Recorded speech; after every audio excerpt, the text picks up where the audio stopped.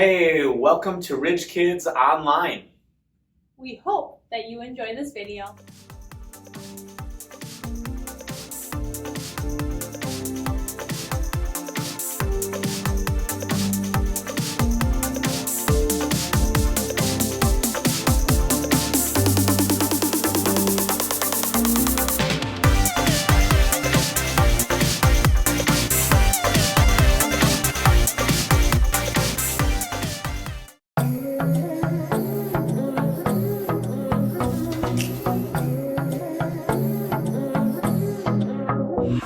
Got a rhythm in my heart and in my soul. Got a reason for this joy I can't control. I wanna sing, I wanna dance, and give everyone a chance to hear about this endless love I know. Oh, what you give to me is not for me to keep, it's for the world to see your love.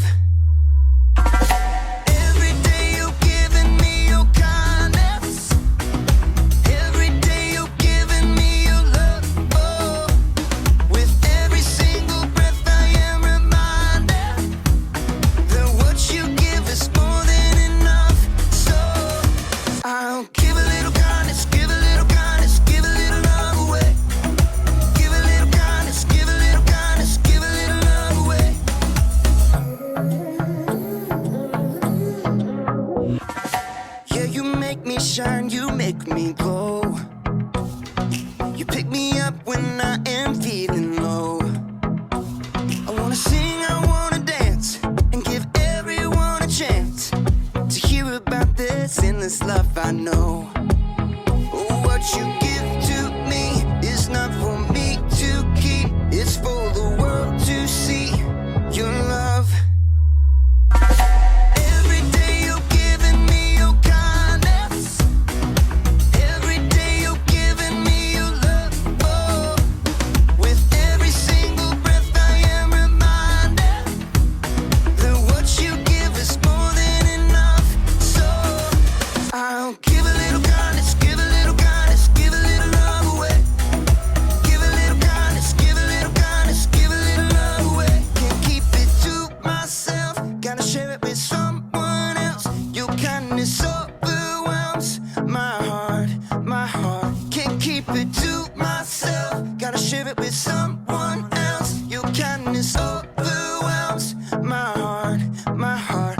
What you give to me is not for me to keep, it's for the world to see your love.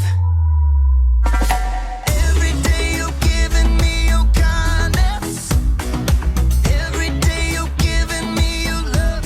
Oh, with every single breath I am reminded that what you give is more than enough. So I'll give a little kindness, give a little kindness, give a little love away. Give a little kindness, give a little kindness, give a little love away. Give a little kindness, give a little kindness, give a little love away. Give a little kindness, give a little kindness, give a little love away. Welcome to Story Lab. This week, we're talking about respect, while we take a look at the story of someone who needed help in a big way.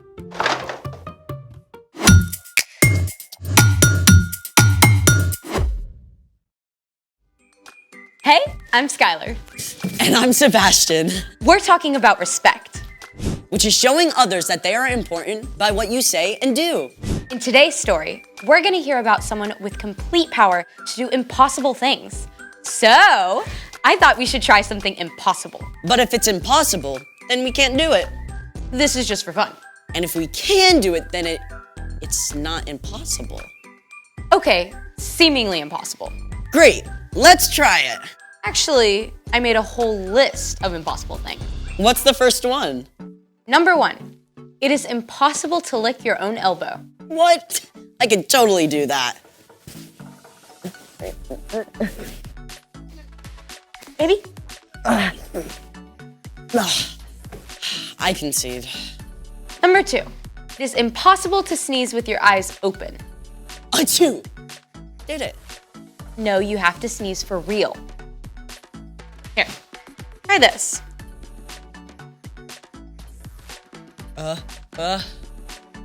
Achoo! Did it? Still fake. You try.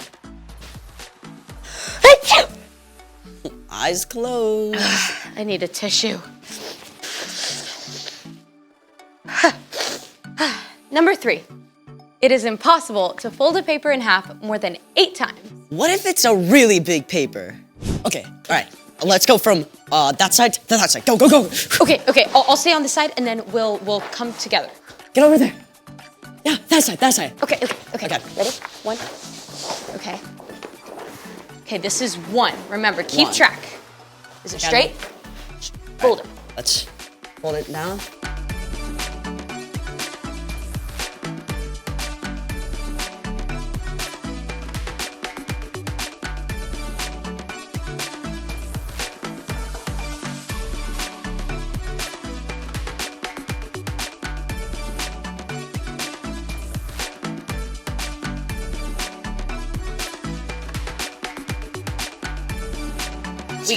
We got 5. Okay.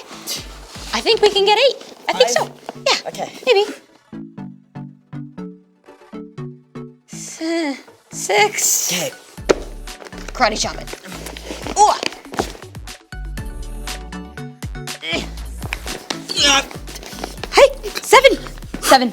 Okay, sit. Okay, you got it. Okay. Okay. 7. I really thought we were gonna get 8. Yeah. Number 4. Wait, I got one. Number 4. It's impossible to eat just one potato chip.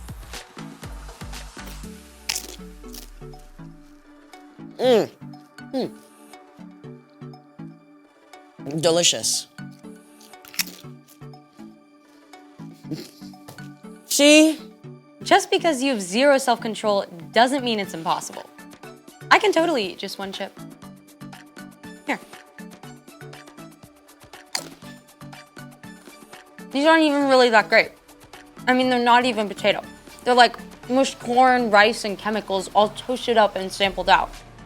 Just tricking our brains into thinking they're salty, crispy, potato.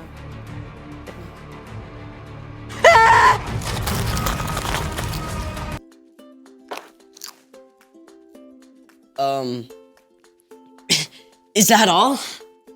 I got 1 more. What is it? You know how people say you're walking on eggshells around somebody? Yeah? Walking on eggshells is a phrase that means to be very careful not to upset someone.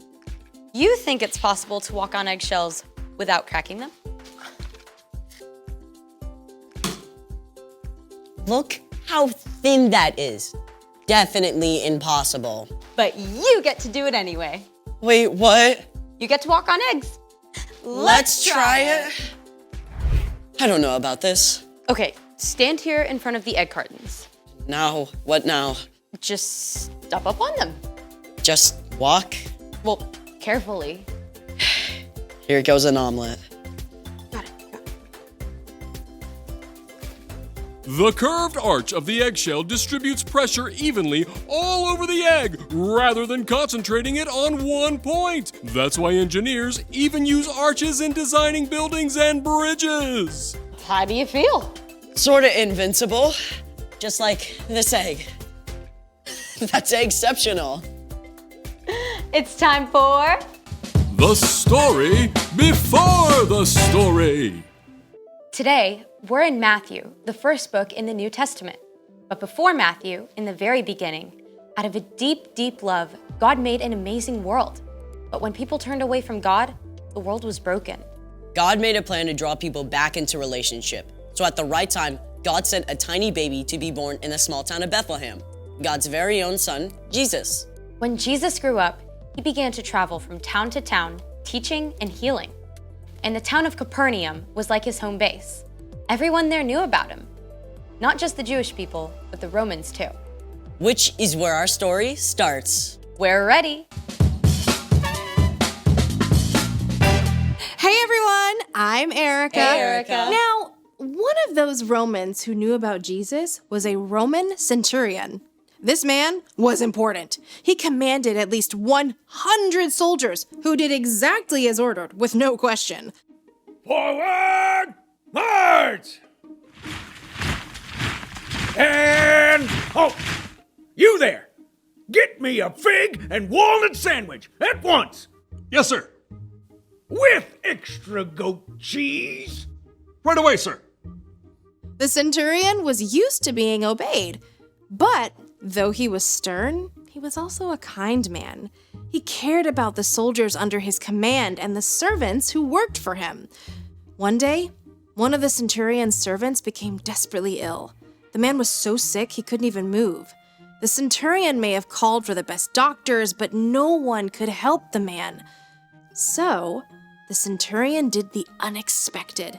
He went to a Jewish rabbi, Jesus, and begged for help. Lord, my servant lies at home and can't move. He's suffering terribly. Shall I come and heal him? Now you have to understand, going to the home of a non-Jewish person would make Jesus unclean. It was completely against Jewish custom, but Jesus cared more about the sick man than what people might say. It turned out the centurion did not ask Jesus to come to his home. Instead, he said, Lord, I am not good enough to have you come into my house. But just say the word and my servant will be healed. I myself am a man under authority. And I have soldiers who obey my orders. I tell this one go and he goes. I tell that one come and he comes. The centurion knew exactly how true authority works. He knew that when he gave a command, he spoke with the power of the Roman emperor, and it would be carried out instantly. And he believed that Jesus' power and authority were so great that all Jesus had to do was speak a word from anywhere, and the servant would be healed. And you know what? The centurion was right. Jesus turned to the crowd around him and said, What I'm about to tell you is true. In Israel, I have not found anyone whose faith is so strong. Jesus made it clear that anyone who has faith can be a part of God's kingdom, not just people who come from the right background. Then, Jesus turned to the centurion and spoke the very word the man had hoped to hear. Go. It will be done just as you believed it would. Filled with joy, the centurion raced home, and sure enough, his servant ran out to greet him, completely whole and healed, just as Jesus had said. The end. Wow, I mean, like, remote control healing? The centurion really got it. He had respect for Jesus as the final authority. So, what's our part in the story? Well, like we've seen, God can do the impossible with a single word. God is all-powerful and all-loving. That means God deserves our ultimate respect. God is most important. Our lives are full of all kinds of things, good things, but our time and attention should go to God first. You can talk to God throughout the day. In the morning when you get up, Or when you're waiting for the bus or in the car, Or when you're at the lunch table or at dinner with your family. right before you're about to go to bed. No matter what you face, whether it's a friend who's sick or a tough math test, God is the one who can give you the strength and patience and peace you need to get through your day. when you make a habit of putting God first, you can do anything. I think you got it. I'll see y'all next time. Bye, Erica. So here's the thing. Remember, God is most important. Okay, I want to do the egg thing. Hey, don't you need to take off your shoes?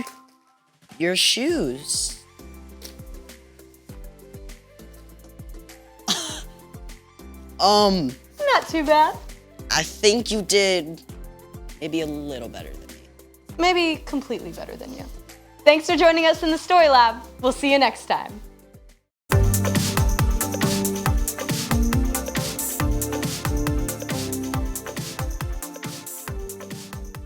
We hope you enjoyed this video. Now, parents, if you would like to kind of talk about this a little bit more with your kids, please head over to our website. There's more resources, devotionals, and a discussion guide. And if it's your first time visiting, don't forget to click and subscribe so that you can get updates when new videos are added. That's it. We hope you have a great week. Bye!